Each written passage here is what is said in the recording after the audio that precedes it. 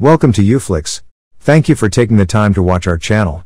Today YouFlix will summarize the film entitled Somewhere in Busan, a young girl named Song-yi is seen walking alone in the dead of night. She is on a call, arguing with someone. When she reaches a sketchy street, she feels that someone is following her and becomes scared. Song-yi immediately tries running away, but just then, a mysterious person comes out of a manhole, grabs her legs, and pulls her inside. This is already amazing. Sometime later, she wakes up inside a strange room, which is completely dark, like most of the scenes in this movie. Song-yi tries sneaking out of the place when suddenly a feral boy grabs her legs. He appears to be mute and is chained to the wall. It is evident that he was also kidnapped and brought here a long time ago. Unfortunately, the commotion alarms the kidnapper in the other room. He is revealed to be a mentally unstable man named Soo-chul, who was abandoned by his family long ago. He quickly confronts Song-yi and ties her to a chair. The little girl pleads to be released, but Soo-chul instead cuts her hair, saying they will be together from now on.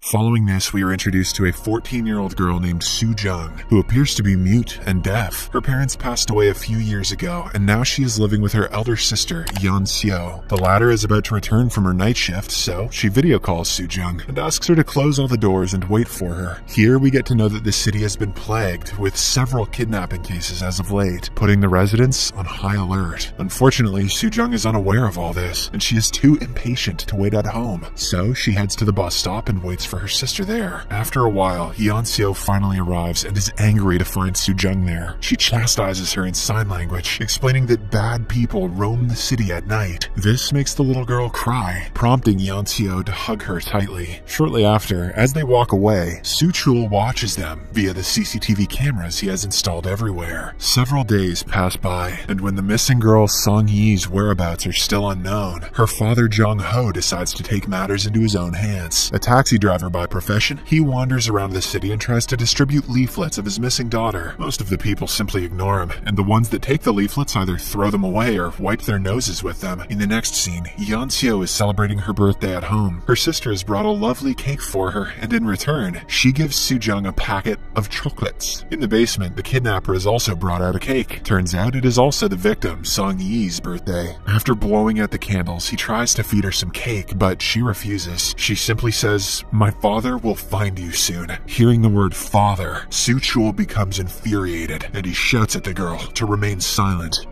So his dad is responsible for his fascination with manholes. Then, in a flashback, it is revealed that his parents didn't abandon him. His father was an alcoholic who one day burned the whole house, killing everyone inside. Soo-chul somehow managed to get away, but the loss of his family spiraled him into depression. So, to cope with the tragedy, he started killing people. Secretly. Who needs therapy? He then built a well-structured hideout inside the depths of the sewers, which acts as the perfect place to continue his crimes and hide from the outside world. Meanwhile, Jong-ho heads to the police station to ask about his daughter's investigation status. Of course, the cops ask him to stay patient, but Jong-ho knows that every passing day means that his chances of seeing his daughter are getting slimmer. So, he starts shouting at the cops and causes a scene. The commotion draws the attention of a senior cop, Kim, and as soon as he sees Jong-ho, he is taken aback. It turns out that the two have been friends since childhood. That night, they head to Jong-ho's place and discuss the matter over drinks. Kim has one too many, which causes him to fall asleep, no doubt earning him a vote of confidence from the terrified father. Taking advantage of the opportunity, Jong-ho steals his flash drive, which has access to all the CCTV cameras in the area. He then inspects them carefully and finally gets some clues regarding his daughter's whereabouts. After a while, when Kim finally wakes up, he is angry to learn that his USB drive and gun have been stolen.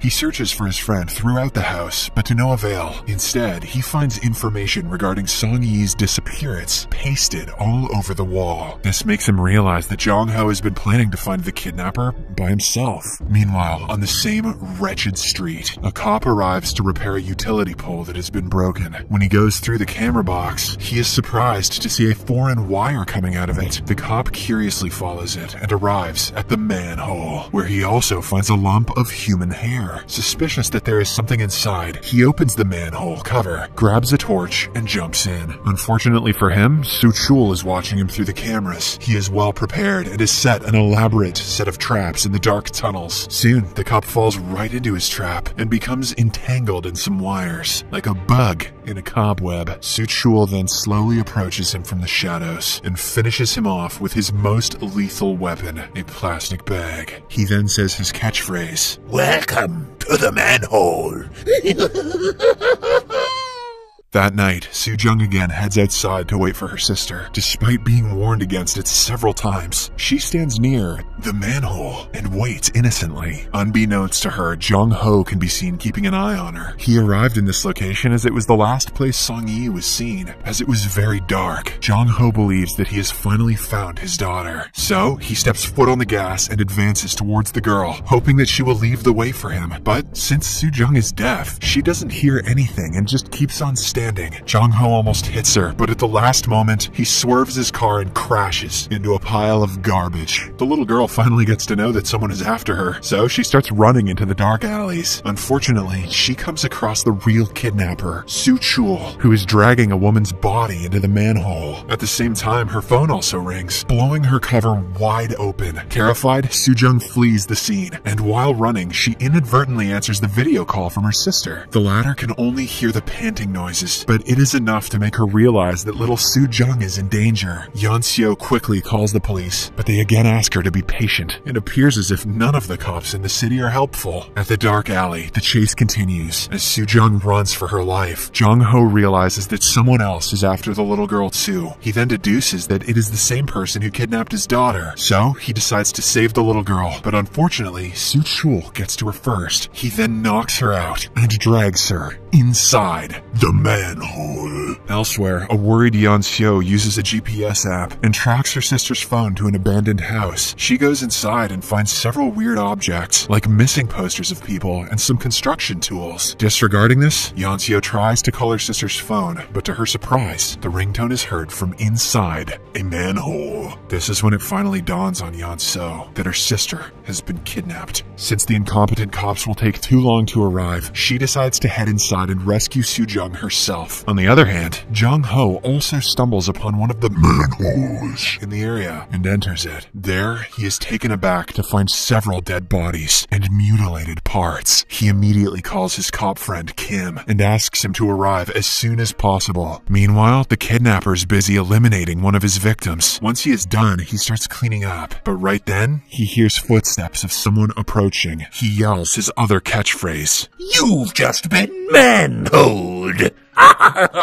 Realizing that his place has been infiltrated, he leaves the corpse and heads out to take care of the problem. In another room, the little girl Soo-jung wakes up and tries running away, but as usual, the feral boy grabs her legs. It turns out the kidnapper has ordered him to look after the other victims. When he starts getting a bit physical, Soo-jung gives him a chocolate, which she had been carrying all along. This calms the boy down and he finally lets her go. Upstairs, the cops arrive and start investigating the area. Suddenly, they hear screams coming from inside the manhole. And when they open it, a bruised and battered woman comes out. The two quickly escort her into their car, but decide to investigate more. Kim goes inside the manhole alone, while the other cop waits outside. Unfortunately, the decision turns out to be fatal, as Soo-chul soon emerges from another manhole and kills the cop. He then slowly approaches the car and eliminates the woman that had escaped earlier. In the next scene, the two sisters finally reunite in the depths of the sewers. They share an emotional hug, but Yeon-seo urges Soo-jung to keep walking, saying that the bad guy is coming after them. After a while, they find a way out, and Yeon-seo goes first. But when it's the little girl's turn, Soo-chul arrives from behind and takes her away. This devastates the elder sister, and she wanders around every house in the neighborhood, calling for help. When no one replies, Yeon-seo takes the tough decision and goes back inside the sewers once again. Unfortunately, the kidnapper is waiting for her. He grabs her from behind and takes her away. Following this, he leaves the two sisters in a room and goes to his lab to prepare some chemicals. Taking advantage of the opportunity, the girls break free from their shackles and attempt to make a run for it. Soo-jung manages to get away, but when it is Yeon-seo's turn, the kidnapper arrives and stops her. He throws her around like a rag doll and prepares to strike her with a rod. But fortunately, Yeon-seo finds a taser gun on the floor, which she uses to momentarily subdue him. She then gets up and runs away to find her sister. In another room, the feral boy catches up to Soo-jung, but Instead of catching her, he begins assisting her in getting away. It turns out he liked the chocolate so much that he is willing to die to have another one. Meanwhile, Jong-ho, who is also in the sewers, stumbles into a room where he finds a plastic-covered corpse hanging from the ceiling. Jong-ho slowly uncovers it, and when he sees the face, he breaks down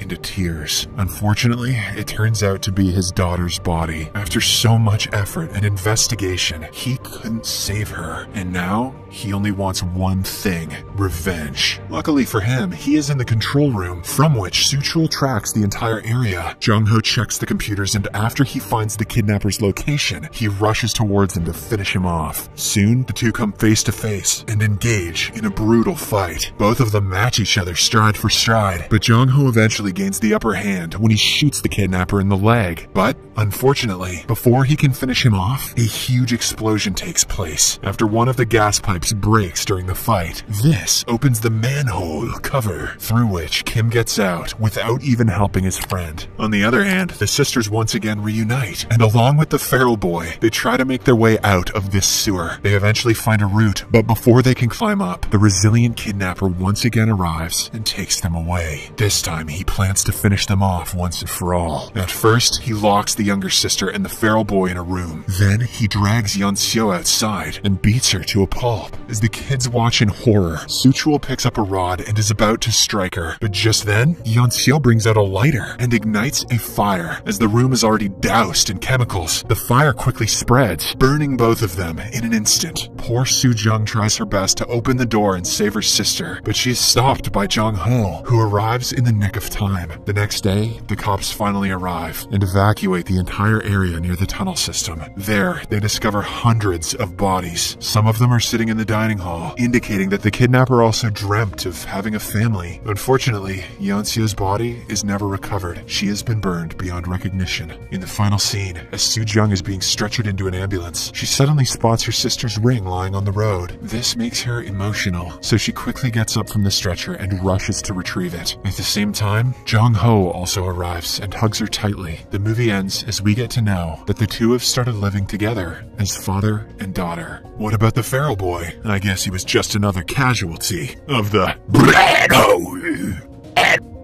Thank you for watching.